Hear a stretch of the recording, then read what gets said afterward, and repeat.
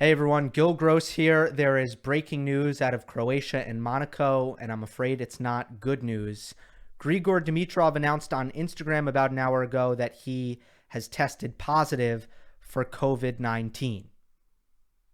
Dimitrov has been an active participant in both legs of the Adria Tour.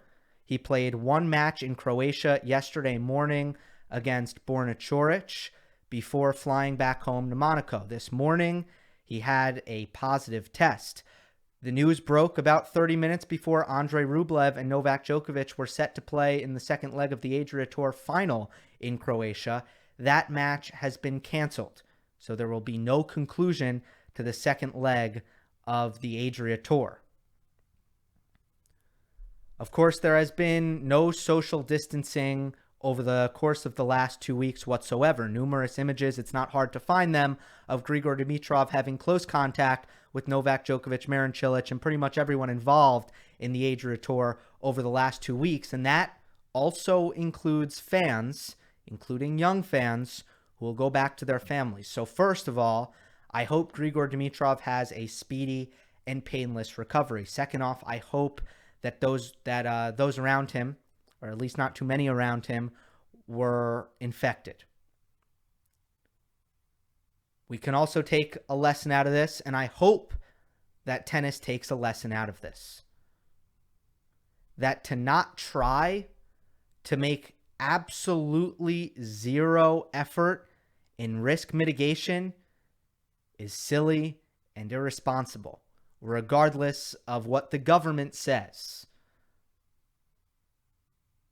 And this is not going to be, I don't want to make a statement here as an epidemiologist, but I feel confident in saying that the virus does not care about borders. The virus does not care about what your government says. Tennis is in a unique position here. You can play tennis and socially distance. It's easy. And that's great. Let's take advantage of that. Let's be careful. Let's make an effort. Because people are going to test positive for coronavirus. It's going to happen.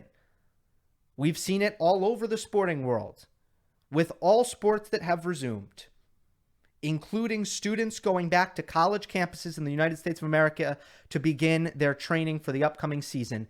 People are going to test positive. This is the world we live in now. And that is the risk we take. It's going to happen.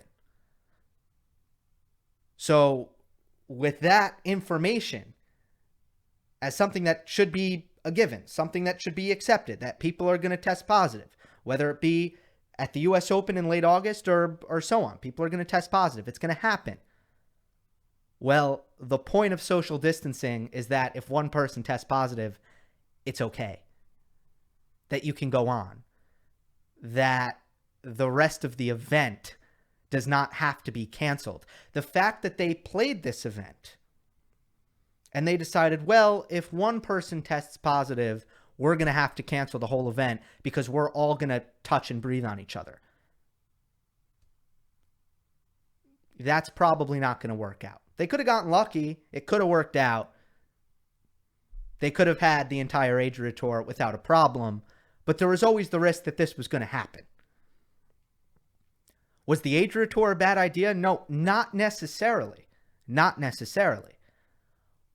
But was taking absolutely zero precaution a bad idea?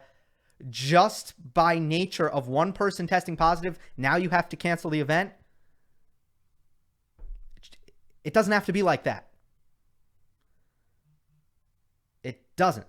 And the US Open is not going to be like that. And people will probably test positive. My point in saying this doesn't mean that the Adria Tour never should have been a thing. This doesn't mean that the US Open shouldn't be a thing.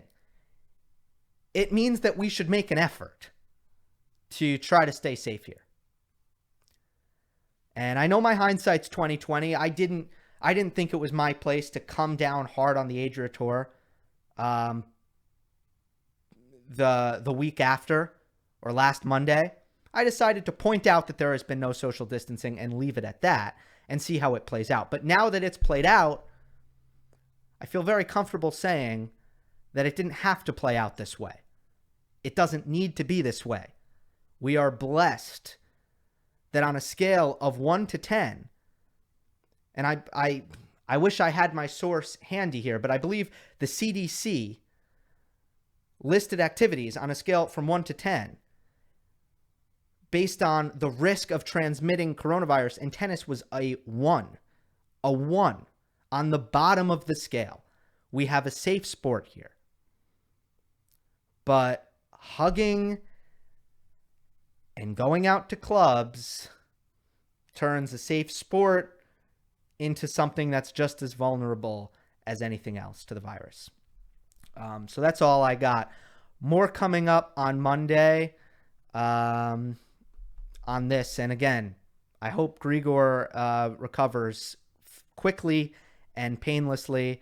And hopefully this isn't too bad, the collateral damage. Hope everyone enjoyed. Don't forget to subscribe. I'll see you next time.